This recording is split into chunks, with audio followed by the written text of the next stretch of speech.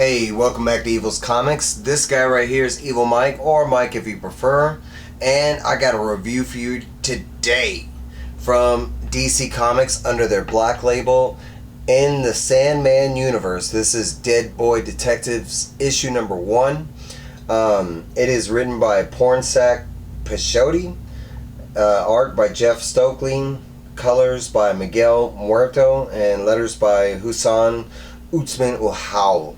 And the cover is done by Nimit, Malavia. I know I mispronounced probably all those names. No form of disrespect. It's just how I'm reading them. Before we start the review, please like, comment, subscribe, share this to all your friends. Let them know. But this is Deadboy Detectives number 1. All right, let's get into it. So the book starts out, and there's one thing I'd like to mention. It's the art. It kind of caught me by surprise. We're going from this cover to this right here, but the art does not disappoint. It just caught me by surprise, okay? But we start out the book with Ryan, and we're not really clear what's going on. He's walking a friend home. It's after school, and he's supposed to be asking this girl on a date. He's had a crush on her forever. He does ask her out, and as soon as he asks her out, she starts cringing in pain. They go into this backstory about how, like, Ryan believes it to be his fault because his father beats him and his mom, and he thinks she's scared of him and stuff like that. It turns out to be something entirely different, and we don't really find out until later on in the book. But right here we see that the girl is like in agony. All of a sudden she's like clenching at her head, and her head just pulls off. Like, it doesn't really show you by what or who, but it does show you the aftermath, and that's her head and her spine, and some of her entrails are just like floating there. And it does say that this is the end of poor Ryan, that he ends up dying here. They don't show it, but of course whatever that thing is got him. They jump over to this 3,000-year-old witch. Her name is like Thessala, but she's being held captive. There's not really anything more than that. She's being held captive. She is chained up, but the book says that the chains are just for show. It's really these things right here that are not eggs or orbs. They're something that's holding her in place. And she kind of mentions, as you can see, her evil looking face, that she does have a plan, and it has just been set in motion. We get this dope ass spread. Yeah, super dope. No, it is pretty cool. And then the book starts up with chapter 1, and it's Sword of Arcane or something like that. And we are caught up with our dead boys, the Deadboy Detectives. At this time, you don't really know that. I have a little foreknowledge of the Deadboy Detectives from TV, actually. But I don't have a lot of knowledge, and that's one thing I can say about this book. I'm not trying to break up to the review. Is it does do a good job for beginners, and because I'm completely a beginner, but it kind of sets up everything. But we're caught up with, and it is Edwin and Charles, and they're at a movie set, and they're basically watching the end of this film being made, but we find out they're looking for somebody. We don't get names or anything like that, but it turns out that they were wrong, and the person that they were looking for wasn't there. There's kind of like this hidden thing where I think, and I might be confusing it, but the blonde-haired boy is trying to keep his mind off of something else, and they do mention later on about that there used to be a 3-part to their detective thing, and now it's just a 2-part, but they're both dead, and the other person that was with them wasn't dead and now is dead and didn't get turned into the ghost kind of thing. But this page right here, this is where we find out that they are dead, and it's kind of cool how they do it, because he goes up and he starts talking to the bus driver, and there's this little faint like bubble up there, and it's so cool because you can like barely read what it says, but that's because that's the way the bus rider is hearing it. And I want to say, if Naman ever shows up in a comic, there he is, there's Naman.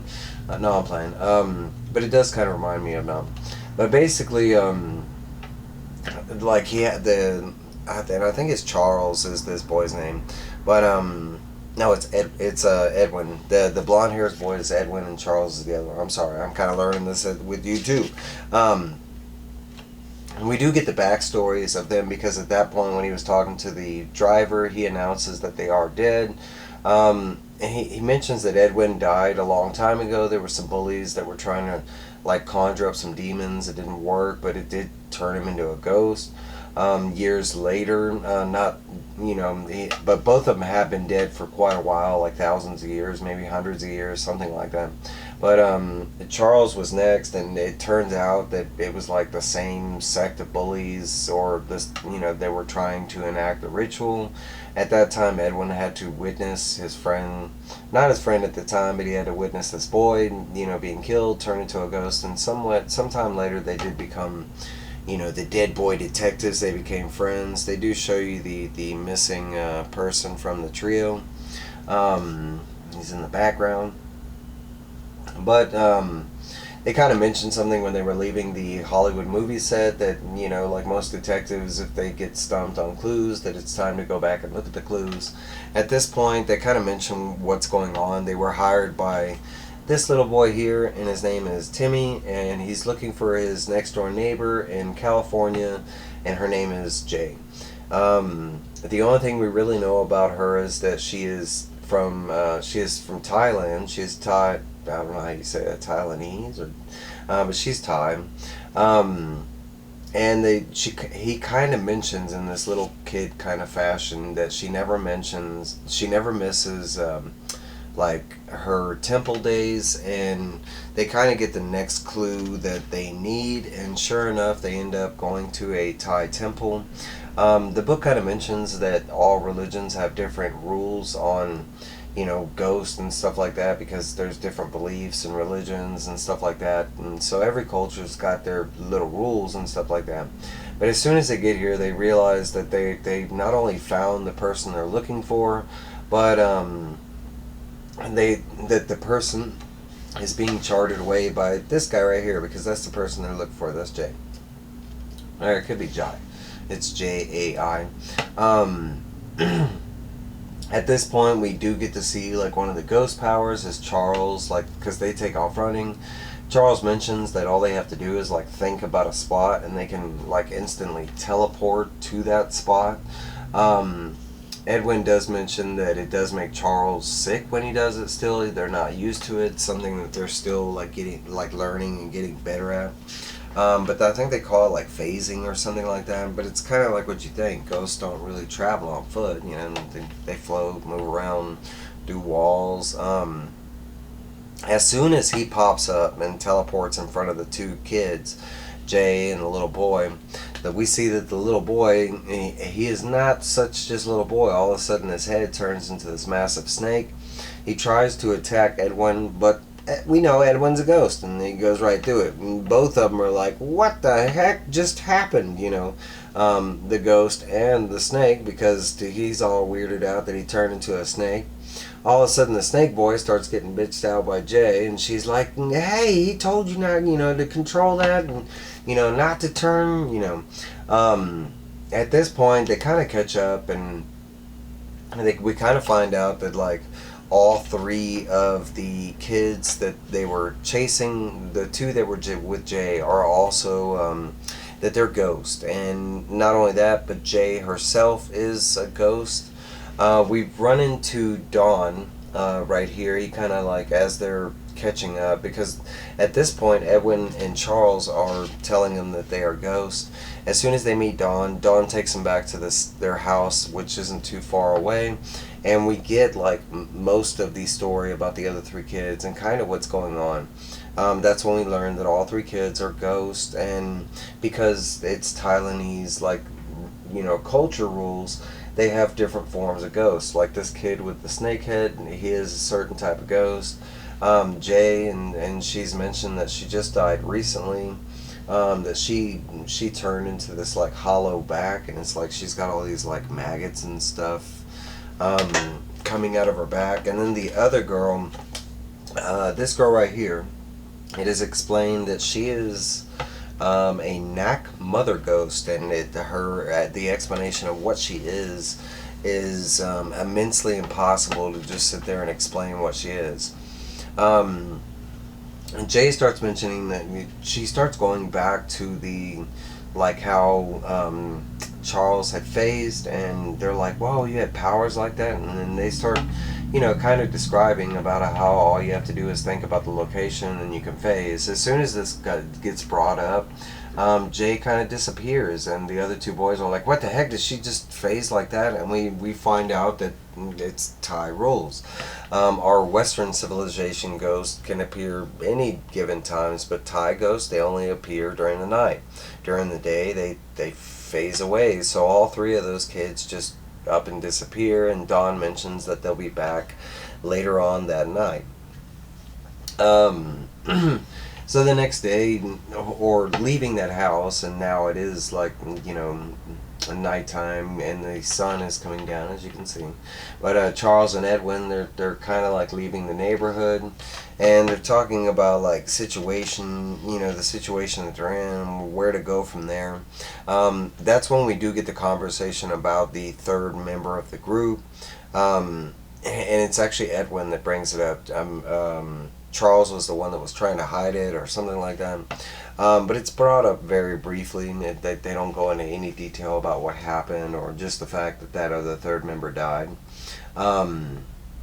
So while Charles, and I might be getting their names confused because I think this is Edwin, but while Charles is investigating the neighborhood, Edwin goes back and he wants more information about like the Thailand ghost and stuff like that.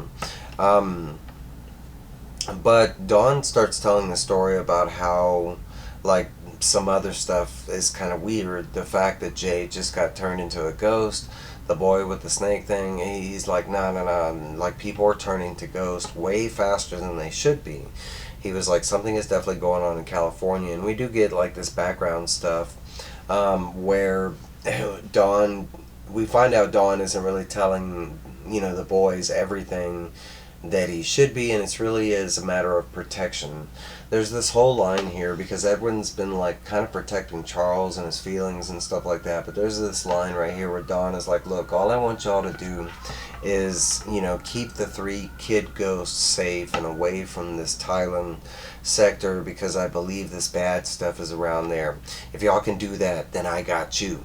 When he says that, it kind of like resonates with Edwin in a way that nothing ever has, because he's been kind of in charge and taking care of, Charles or whatever.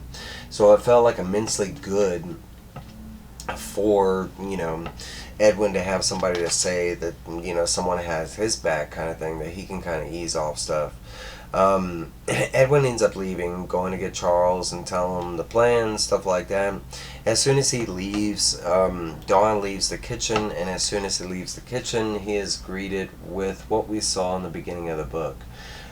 We do get, like in the background, because I'm assuming it's Dawn telling us what it is, but the Thai call it a krause. Maybe it's Krasue. Yet more ghouls that exist here in the West. It's something that is basically a female spirit that, like, by day she's a regular woman, and by night she literally rips off her head. When she rips off her head, it does this thing with her spine and the entrails, and she just, the head, like, maliciously kills, like basically hunting down victims kind of thing. And we do see that it does decapitate poor Dawn. And as soon as this happens, we see that Edwin comes back, like he had forgot something, and sure enough he sees, Dawn has been killed. And that's where that part of the book leaves us off, Charles and Edwin's part. They do go back to this witch, Thessaly, I want to say her name is. And it's kind of the repeat from before. It's basically like, these are the things that are keeping her there, and she kind of does this whole, like, yeah, they're not going to be able to keep me, my plans in motion, and no. It's basically the same page from before. There is different art that goes along with the same, but it's basically the girl chanting the same things. But that is my review on the Deadboy Detectives, issue number 1. My final thoughts. It's fantastic. I'm loving it. The art, like I said, Comes off kind of kiddie, but as you can see, there's definitely some you know, brutal graphic stuff in this book. That's why it's a black label. There's definitely a lot of cursing, that kind of stuff, but not anything that was distasteful or anything like that, or too much of. No, for a first book, it was a fantastic read, especially if you don't know these, you know, the Deadboy detectives, stuff like that. It's a great hopping on point. Just like me, I did not know anything about this, you know, besides the fact that they're in the Sandman. I've met them in one episode of, like, what was it, Doom Patrol or something like that, but that's basically it. Hey, that's my review. I'm sorry, a little long. I'm going to try and knock out more reviews. That's what I'm doing today, and I will see y'all later. All right, bye.